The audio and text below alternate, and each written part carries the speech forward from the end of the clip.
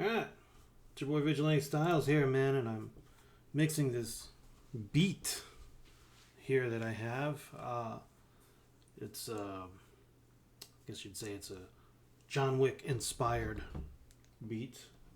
Like one of his fight scenes, So, I wanted to show you from this point on, before I actually set up my session, so you can see how I set it up. So, I just imported the tracks. So I'm going to find my kick drum. I'm going to solo it, right? Then I'm going to Control Shift M, right? It mutes all the tracks. And then I'm going to unmute these. But then get this. We like the Harrison EQ, but SSL 9000J, right? So you can Control Shift this as well. Control Shift SSL 9000J. Now all the channels are 9000Js. I also want to change the compressor from the leveler, Control Shift, to the Mixbus comp. And now they're all the compressor mode instead of the leveler. So I've done this now with all the tracks in the session. So now when I go to the mixer window, you can see that now it's all 9000J EQs, and it is the compressor. So now when we're going to start mixing, I'm going to focus on the kick drum first. One thing though is my compression ratios. I'm going kind of back to, like, remember when one of my videos I was talking about the Dr. Dre, he kind of uses a high compression ratio, I think somewhere around 8, and uses it pretty much on everything. I like the way that sounds. So I'm going to do that. But before I do that, I'm going to take this SSL Native Bus Compressor. I'm going to put it right here because I like the smooth character of this bus compressor over the stock one. Since this is an SSL bus compressor, I want to use that with SSL EQs, right? So here I'm doing the slowest attack, fastest release. I put the ratio to 1.5. And then I'm going to put oversampling on to 4x. And then that's it. So now I've set the session up. I wanted to do another video about using Mixbus PRO, because I felt like the tracks that I used in the last video were not very good quality. And this one is going to be more, you're going to be able to really hear the high-end detail of this EQ. It's amazing. So, and of course the low end punch it has. So anyway, let's get started, and I'm gonna turn up, for me, I'm gonna have my monitoring up pretty loud. Probably turn everything up loud. All right, let's get going.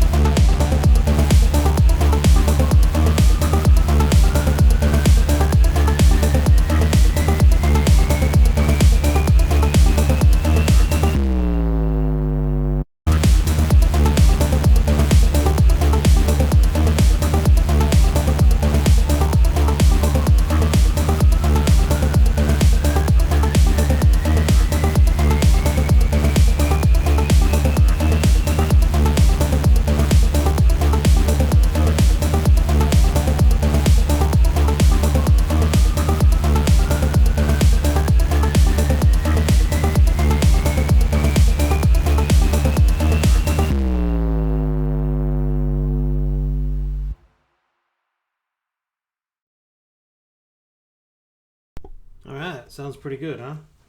I think that's done. That's ready to go. So what I'm going to do now is I'm going to go ahead and I'm going to play this from the very beginning. And we'll just listen to it now, and I'll make just tiny adjustments if I as I'm hearing it, if I think, maybe a certain sound is not as loud as the others or whatever, that I would like it. If I want to hear more of a certain sound, I might bring it up a little more. But otherwise, that's pretty good, man.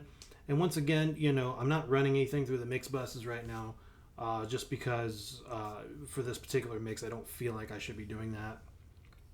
I don't, especially when we're talking like 9000J sound. You want more clean, because that's a more modern console. And a modern console, they're not running through like a lot of tape and stuff. Especially when this thing came out, and when the 9000J hardware console was being used in a lot of mixes, everything was already going into Pro Tools by then. So in this case, we're going to try to keep it. I like the tape saturation though on the master bus. I think a lot of people do that even with like plugins and stuff, even during the era when this console was heavily used, as a hardware console. But as opposed to running things through the mix buses and giving it drive and stuff like that, I don't feel like I need to do that, but I can if I want to. But for this, since this is like a EDM track, basically I'm not. I'm gonna try to keep it clean as possible, and I think that the transparent sounding tape that we have on the master bus just kind of smooths out things, and it still keeps the detail. So I feel like it's not obviously making it sound vintage or anything. It still sounds really modern. So I like it. And I think that's enough for something like this. Now, let's say we're working with like some old school tracks or something, and I want it to be more old school sounding.